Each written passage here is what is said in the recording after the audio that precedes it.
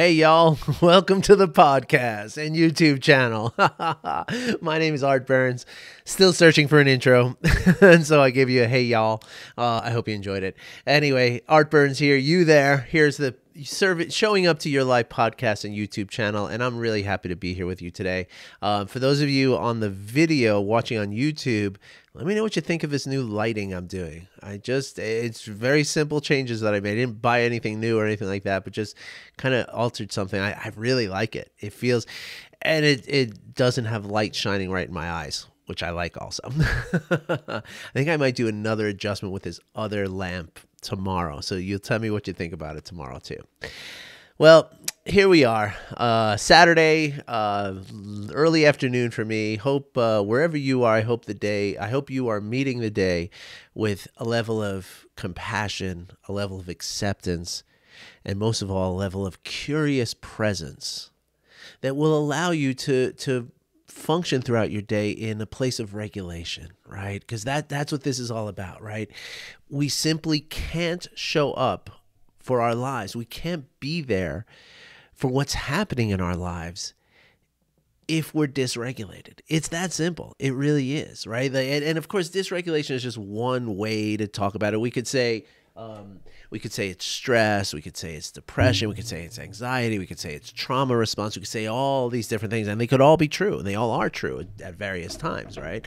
But the point is that, sorry, folks. The point is that when we're occupied, right, whether that's just a simple dysregulation of our nervous system, which is also the stress response, which is also a trauma, it's really all the same thing, right? And when we're in that state, right, we are not paying attention to what is happening around us, not with the openness, the compassion, and the curiosity that we are when we are in a place of what we call homeostasis, which is the absence of stress, right? When we're, specifically what Dr. Stephen Porges calls the social engagement status of our nervous system, right? That's really what it is. And I love the way that he forms that, because that's what it is, right? That allows us to now connect to the other people, which really means connecting to life, right? To connecting to the present moment, right? And so I hope you're doing that. I hope, because all it requires is for us to pay attention to what's happening right now, not what might be happening an hour from now, even a minute from now.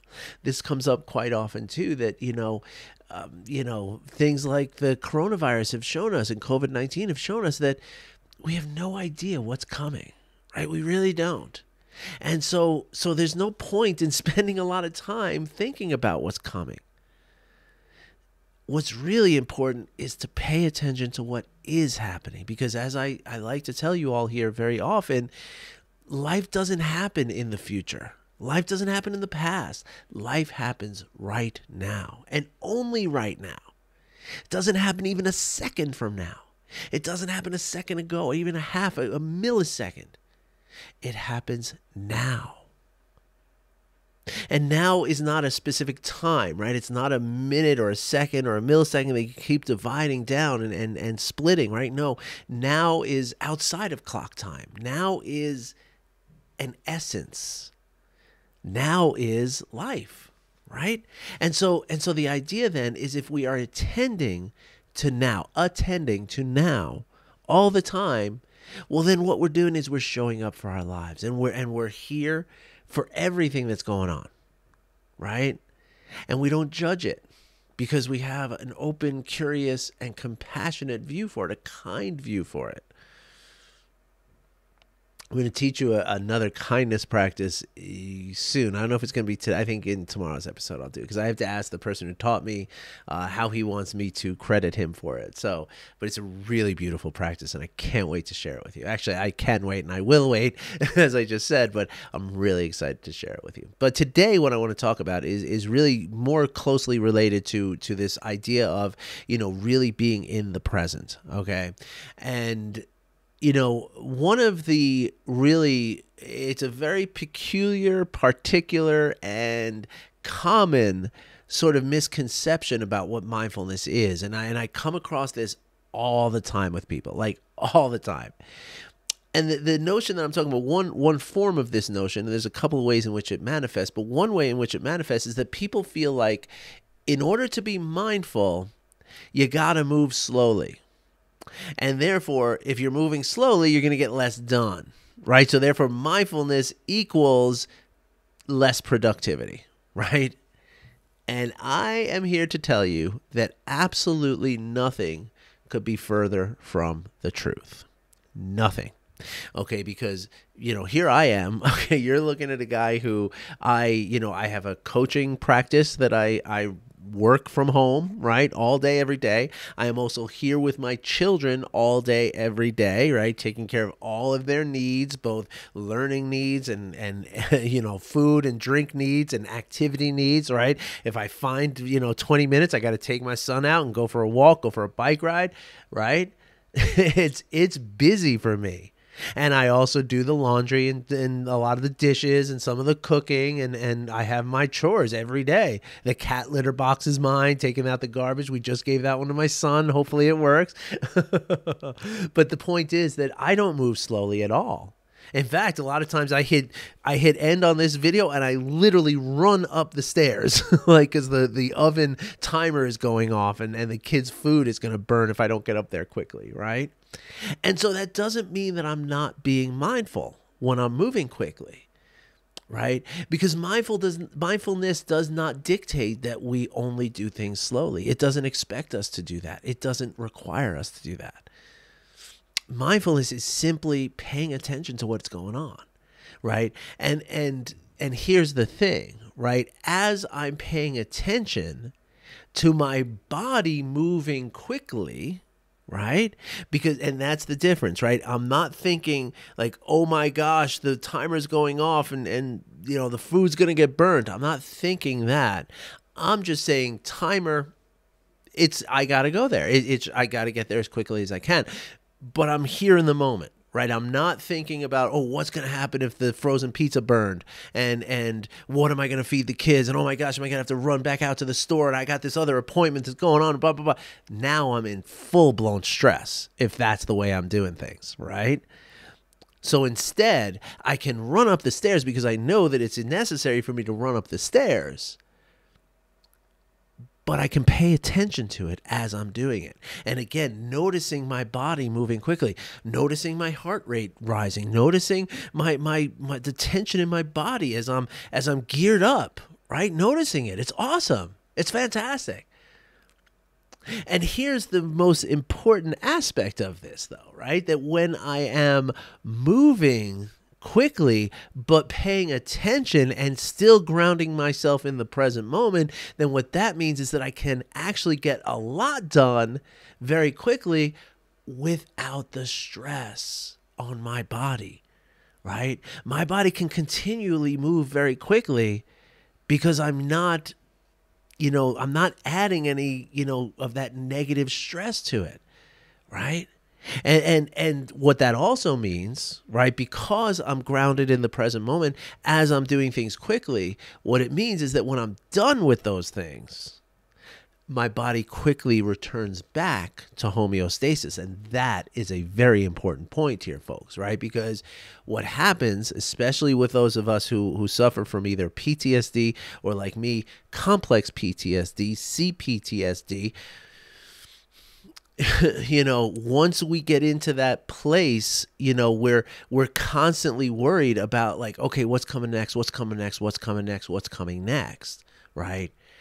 And therefore, we're inviting that stress into our bodies, right? And then, of course, when you're inviting that stress into your body, then that's when you're likely to make mistakes because you're moving too quickly. Right? So you forget to turn the oven off, or you forget to set the timer, or and then you got smoke, and that's the only way you realize that, oh my gosh, the pizza's burning, That's where it becomes a problem. It's not the moving fast that's the problem. It's not rushing for something that's the problem, right? It's about whether you're grounded in the rushing or you're not. That's always the case, and it's always going to be the case.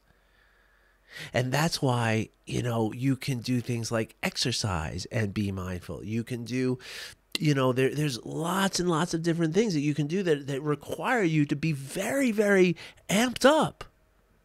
But you can still be mindful. Like an NFL player could be mindful. And I would argue that the elite sports athletes, they are being mindful. They are grounded in the present moment while they're pushing their bodies to the absolute extent that you and I could never even imagine.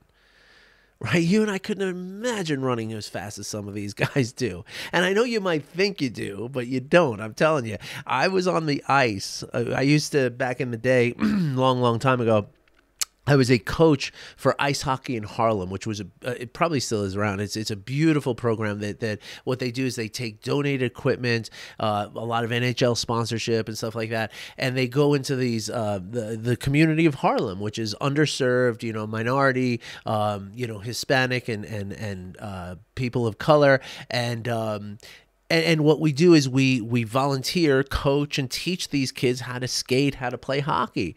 And once a year, what happens is the Rangers, like a couple of the guys from the New York Rangers, will show up to go through a practice with them. And the kids, I mean the coaches too. I mean, it's like, oh my gosh, it's so star-striking, And so the reason I'm telling you this, though, is that I was there, right, next to Alexei Kovalev, right, who is a Stanley Cup champion for the New York Rangers, right, and all of us lined up on the blue line, and it was like, okay, we're gonna skate to the end, to the goal line. We're gonna test ourselves against the NHL players.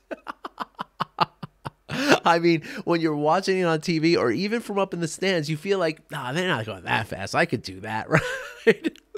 I mean, any of all of the coaches, every single one of the coaches, maybe like got 3 steps, 3 strides, and the NHL players were already across the ice, like all the way on the other side, literally like 3 steps. And they, we all got like 15 feet, and these guys are at the other end of the ice. Like, that's how much faster these professional athletes are moving from us, right? But again, they cannot perform just like a musician. They cannot perform if they're thinking like, oh, what's going to happen after the game? Or I wonder if I'm going to score a goal this game. Or I wonder who's going to win, right? If they're not really in the moment, they're going to miss the play because it's all moving that fast. Right? Another very common version of this misconception, because as I said, it shows up in a lot of ways. One client I had a long time ago, he was like, well, I'm trying to figure out what to eat, and I know I got to eat something crunchy so I can be mindful. Because he felt like just having the crunchy texture was what it meant to be mindful, that you're paying attention to that crunchy texture. But again, that's not it, right? It's about paying attention to all the textures. It's about paying attention to all the experiences of our lives, whether we're rushing or whether we're taking our time. And so that's what it is. So I wanted to share that with you. I hope you enjoyed it. In the next segment, let's see what we got on the docket here. And by the way, these were all just from this morning. Oh, yeah. I'm going to do another thing that kind of illustrates the confirmation bias for you. And I'm going to fix this light real quick and see if it changes on the next video, so you can let me know. All right, everybody. Thanks a lot. Talk to you soon. All right. Welcome back to the second segment here of Saturday, September 25th. Welcome back. It's nice to be here with you. So I think it did help with the lighting. I think it really softened things up, and I'm really happy about that. And also, now I have no lights coming into my eyes. I'm really happy about that, because it means less headaches for me, and that is a positive development in my life. So thank you all for witnessing this moment for me.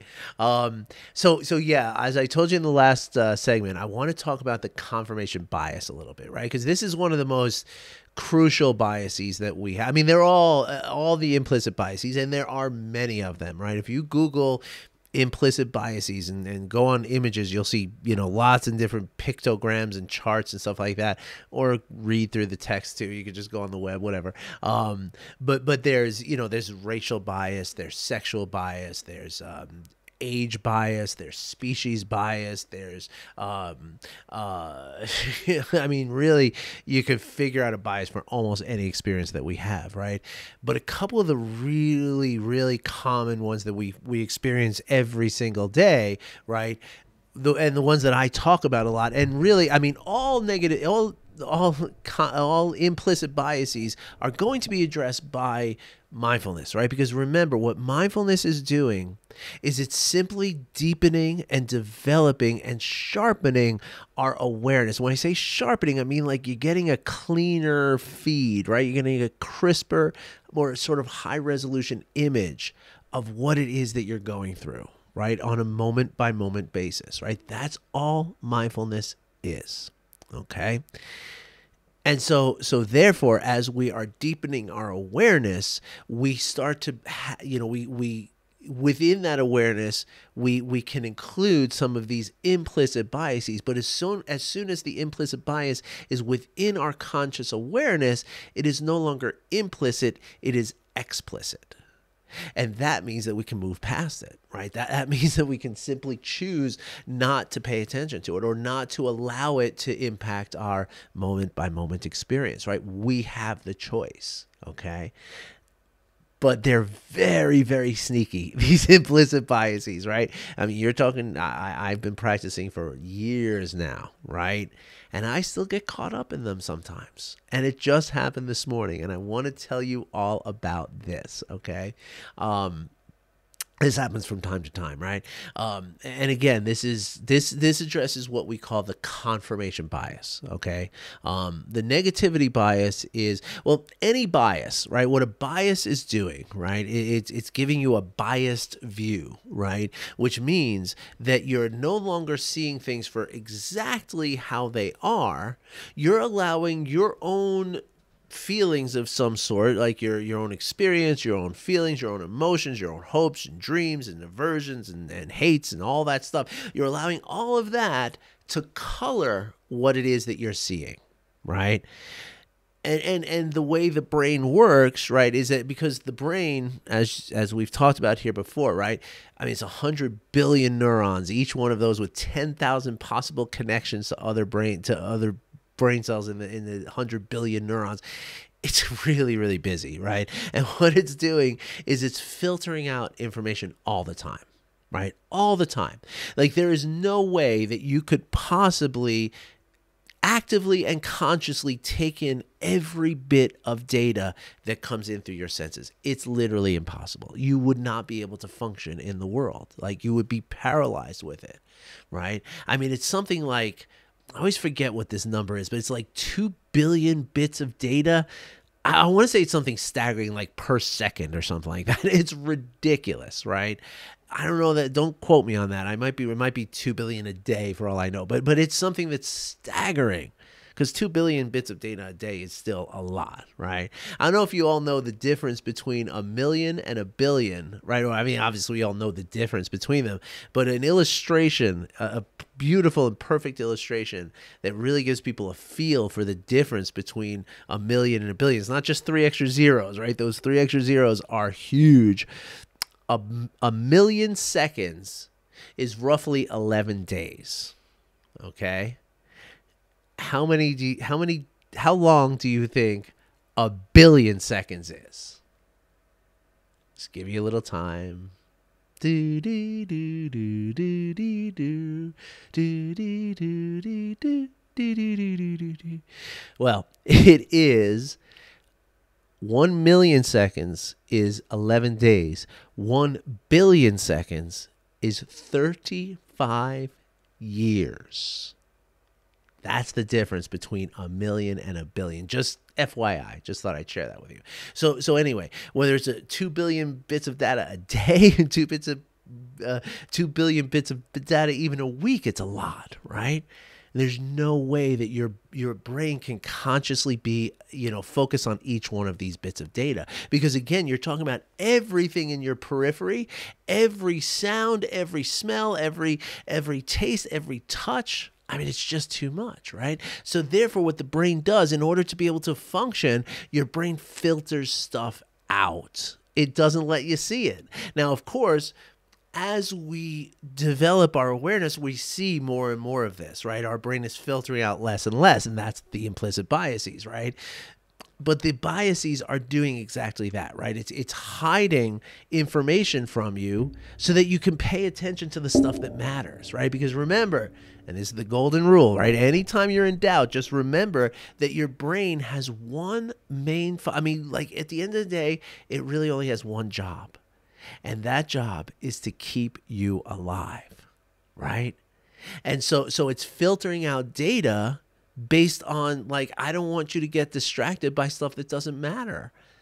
So I'm only going to show you the stuff that matters, that's going to keep you safe. I'm only going to show you the stuff that you're threatened by so that we can keep you safe. And so,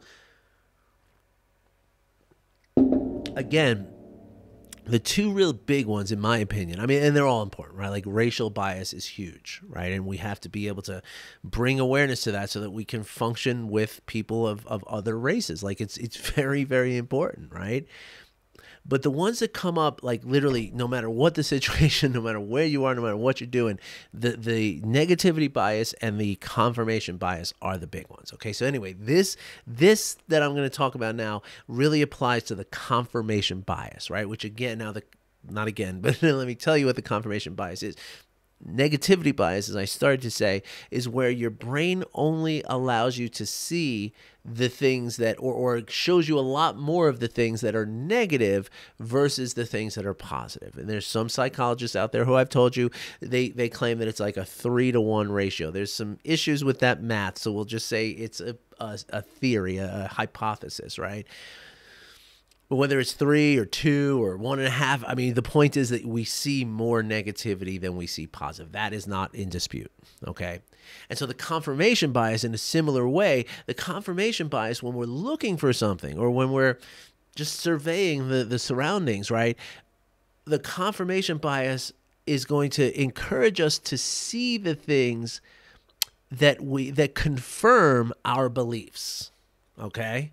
Confirm what we already believe. Now, this, of course, keeps us stuck in an echo chamber, and that's alone not great, right? Because you want to be able to challenge your beliefs, right? And, of course, that is something that we do in mindfulness, right? But let me give you a great example of a personal thing that happened with the confirmation bias, and it just happened this morning, right? So I was looking for a book, right? And I just needed the name, like the spelling of the author's name. So instead of going on Google, I was like, the book's right here. I'll just turn around and look, right? Now, I don't know if you remember me telling you, but my beautiful, wonderful daughter, and by the way, today is International Daughter's Day, apparently, so if you have a daughter, tell her you love her today, okay? Just tell her that you're happy that she's in your world today, okay? Even if you don't believe it, because I know how that feels. I'm just kidding. But my beautiful, wonderful daughter, she rearranged my bookshelf, right? And so it's not in the same order that I used to keep it. So my books are not grouped the way, they're just like alphabetized. And it's like so cute. It's alphabetized by like the first word. So like, there's 100 books under T for the, right? It's so sweet when you think back about, being a kid and how that logic worked, But anyway, so I'm looking for this book and I'm like, oh, where is it? Come on. And here's the thing, right? I was positive. And I'm sure this has happened to some of you, right? So positive that I literally would have bet my life on this, right? Like that's how sure I was that this book I was looking for was a white spine with black type and a red word on it, right? I was positive of that.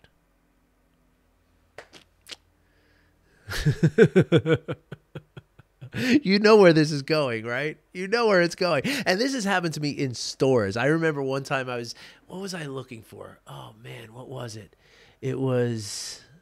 I don't remember what it was, but there was some product, and I was like, I don't see it anymore. Oh, it was a vitamin. It was a vitamin of some sort, right? And again, I was positive that it was a white bottle with a green label. Like, that was like no doubt in my mind. And I looked and I looked and I looked. I must have been standing there for like 10 minutes, and there was nobody around to help me. Like, none of the store clerks were around, and I was just like getting more and more frustrated. Like, where is this vitamin? I need it so I can feel better. Where is it? And I mean, this is a vitamin bottle I've been looking at every single morning. And I was so convinced that it was a white bottle with a green label. And so finally I found something. I was like, I got to find this thing. It's called Butcher's Broom, and it helps me with a thing that I have going on. And and the guy's like, oh, Butcher's Broom. Yeah, sure. It's right here. And he takes it off, and it's like a brown bottle with like a gray label. And it was definitely the one that I've been using every day. Like, I looked at it, I was like, wait, no, that is the bottle. There's nothing white about it. There's nothing green about the label. Nothing at all was with the way that I thought it was going to be. And so therefore, I looked at that bottle just like I looked at my books 15 times. I passed by that exact bottle that I was looking for a minimum of 15 times. And yet I couldn't see it. I literally couldn't see it. And I'm mindful, right? Like, I'm not like distracted and aloof and stuff. I mean, I'm grounded in what I'm doing. And I'm looking and I'm looking and I'm looking. I must have looked at that bottle at least 15 times. And that's how powerful the confirmation bias is, right? So it's very helpful when we, how can we apply this to practice, right? So the way we can apply this to practice is when we get the feeling like we're really sure of something, stop, just pause for a moment and consider, what if it's the opposite of what I think? What if I'm wrong? Like, what if I'm just way off? And, maybe that makes you ask the clerk sooner, or maybe, just maybe, it opens you up so that you're not looking just for the white bottle with the green, label, or the white spine with the black type and the red color of the word, right? Instead, you're looking for something more broad, and then maybe, just maybe, you'll find it even sooner. All right, folks, I hope you enjoyed today's episode. I wish you well. I'll be back in tomorrow. Take care.